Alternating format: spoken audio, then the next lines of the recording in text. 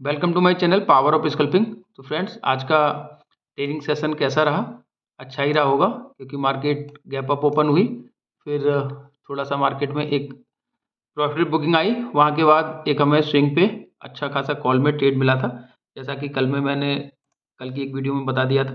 देखो, मार्केट यहाँ पे गैप अप ओपन हुई थी, करीब 100 से 150 पॉइंट ऊपर हुई। यहाँ पे थोड़ा सा प्रॉफिट बुकिंग आई और इस स्विंग के उस पर हमें एक फिर कॉल में ट्रेड मिली थी। आप देख सकते हैं यहाँ से काफ़ी अच्छा, करीब 150 से 200 पॉइंट का प्रीमियम हमें यहाँ पे मिला था। ये मार्केट फिर उसके बाद साइडवेज रहा और इस स्विंग के आसपास में ही कहीं पे भी इस तरह से मार्केट घूमता रहा। तभी लगा था कि मार्केट में अभी कुछ बड़ा होने वाला है, क्योंकि सेलर्स और जो बायर्स का युद्ध चल रहा था, उसमें ऐसा लग रहा था कि कहीं ना कहीं मार्केट एक डाउन ट्रेंड की तरफ जाने वाली है। क्योंकि देखो, एक अलग वीडियो में मैंने आप लोगों को बता चुका हूँ कि वॉल्यूम्स और जो कैंडल्स होती हैं, उसका मार्केट पे आपको पहले से पता चल जाता है कि मार्केट में अब होने क्या वाला है और किस तरह की तरफ मार्केट जाएगा। तो आप अगर इसको देखेंगे तो आप देख सकते हैं यहाँ पे आपको छोटी छोटी कैंडल्स बनना शुरू हो गई थी, ग्रीन वाली, ये देखिएगा आप। तो जब भी इस तरह की छोटी छोटी कैंडल्स बनती हैं तो समझ में आ जाता है कि जो बायर्स हैं वो ज़्यादा एकदम से अपने इन्फ्लुएंस में नहीं है। और यहाँ से भी एक रेड कैंडल बनी थी, ठीक है। और अगर ये रेड कैंडल आप देखेंगे तो पूरी तरह से आप पाएंगे कि ये एक बियरिश एनगल्फिंग थी। उसके बाद आप देख ही सकते हैं जो मार्केट में हुआ, पूरा एकदम से नीचे की तरफ सीधा मोमेंटम हमें यहाँ देखने को मिला। तो इस तरह से आप मार्केट को जब लाइव चल रहा हो उस समय मार्केट की एनालिसिस करके आप देख पा सकते हैं कि कैसे क्या हो रहा है मार्केट में, अगर आप कैंडल स्टिक के बारे में समझ रखते हैं तो। क्योंकि ओवरऑल कैंडल स्टिक आपको काफ़ी कुछ बता देती हैं कि अभी मार्केट में क्या कुछ होने वाला है।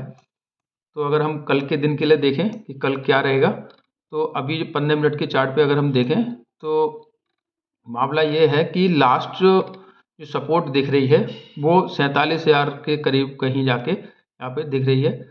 तो अगर कल के दिन में मार्केट यहाँ पे कहीं भी ओपन होती है और थोड़ा सा और डाउन ट्रेंड की तरफ देखने को मिलता है, तो हमें इजीली 47,000 का जो रेंज है वो टूटती हुई दिखाई देगी। और 47,000, 46,900 और 46,800 तक के यहाँ पे टारगेट हमें देखने को मिल सकते हैं कल के दिन में, मार्केट अगर कहीं पे भी यहाँ पे भी ओपन होती है तो। क्योंकि जो लास्ट की जो कैंडल बनी है उसमें पता चला है कि जो बायर्स हैं वो पूरी तरह से हावी हो चुके हैं मार्केट पे। और अगर मार्केट कहीं भी यहाँ पे भी खुल जाती है तो हमें ये वाली जो स्विंग है इसको पहले तोड़ने का समय देखना देखना पड़ेगा। और ये जो 48,000 का जोन है, ये साइकोलॉजिकल नंबर काफ़ी दिनों से मैं इसको बता रहा हूँ आपको, जब तक ये जोन क्रॉस नहीं होगा मार्केट में अप ट्रेंड है ही नहीं। आप इसको डाउन ट्रेंड मान के चलें पूरी तरह से, मार्केट यहाँ से कहीं जाने वाला नहीं है जब तक ये 48,000 का ये जो 48,000 का ये जो जोन है, इस जोन को जब तक ब्रेकआउट नहीं मिलेगा मार्केट कहीं भी जाने वाला नहीं है।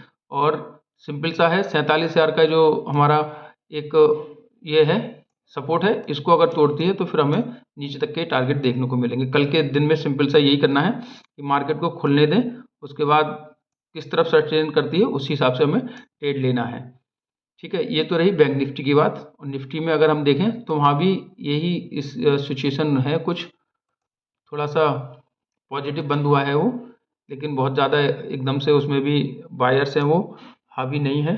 तो आप अगर ये देखेंगे तो ये पाएंगे कि ये रहा, ठीक है। ये एक पर्टिकुलर चैनल बना रही है मार्केट यहाँ पे।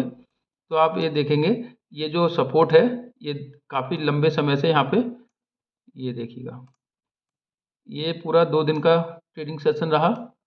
उसके बाद अगर आप देखें तो ये रहा एक, और उसके बाद आप एक बार और इसको अगर देखेंगे तो यहाँ पे भी इसने इसी तरह से, ये देखिए, ठीक है।